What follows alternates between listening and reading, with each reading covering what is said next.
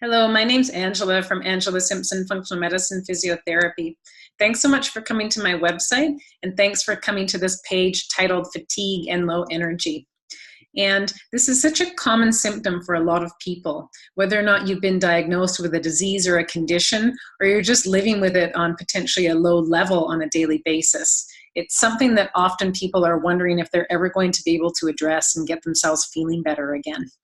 And some of the obvious areas to look at when you're looking at fatigue and low energy are things such as lack of sleep, potentially not sleeping between that ideal number of hours, 6 to 9 hours a night, potentially having not enough exercise, or even on the opposite spectrum, maybe exercising too much.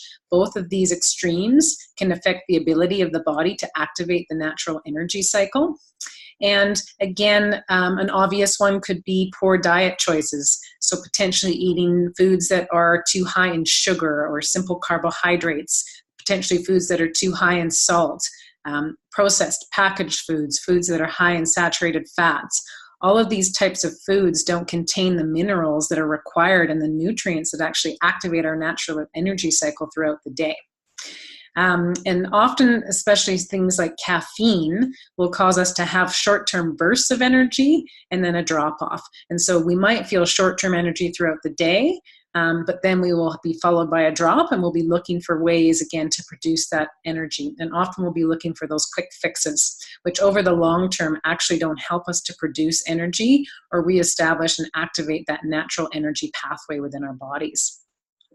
Some of the less obvious reasons for fatigue and low energy actually can be related to genetics.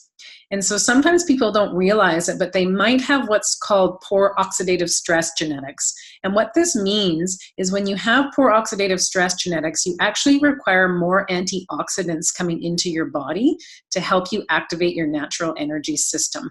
And so if you don't know this about yourself and you're potentially not taking in enough fruits and vegetables, all those colorful ones that contain the antioxidants, you might not actually be able to activate that natural energy cycle throughout your day. You might also have something in your genetics called poor methylation genetics. And what this can sometimes mean in regards to energy is that you're not actually able to produce enough digestive enzymes that help you to break down your nutrients in your diet. And if you're not able to break down your nutrients and utilize them for your energy cycle, you're going to feel fatigued. Sometimes people also don't realize it, but they might have poor insulin genetics. So they might be eating sugars or potentially some saturated fats, and they're not breaking them down properly. And this can cause a burden to the digestive system and make you feel quite fatigued throughout your day, especially if you are making food choices that do involve eating high carbohydrate or sugar type diets. And sometimes some other underlying potential for fatigue and low energy can also have to do with some gut dysfunction. And it might be in the form of having some underlying gut bugs, such as parasites or candida overgrowth, as well as just some other potential negative bacteria or some gut bacteria that might be out of balance with the good bacteria. And this affects the body's ability to absorb and utilize those minerals that are used to activate your natural energy cycle.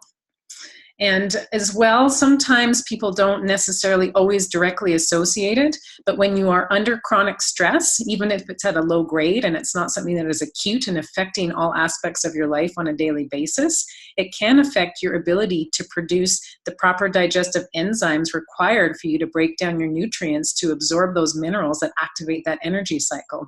So you might think that even though you are eating a healthy diet, potentially exercising properly, if you are under high or even moderate levels of chronic stress on a daily basis, you might not be absorbing properly for your energy cycle.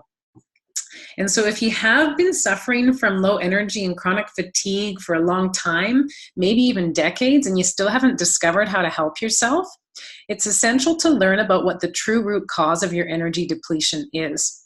And it does require looking at all systems in your body to discover where the deficiencies potentially are and what the triggers are, and how to get your energy working properly inside your body so that you can actually fix this pattern for life.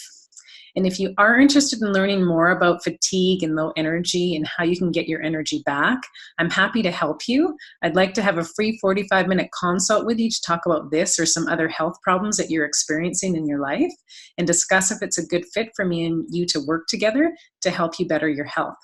Thanks for watching.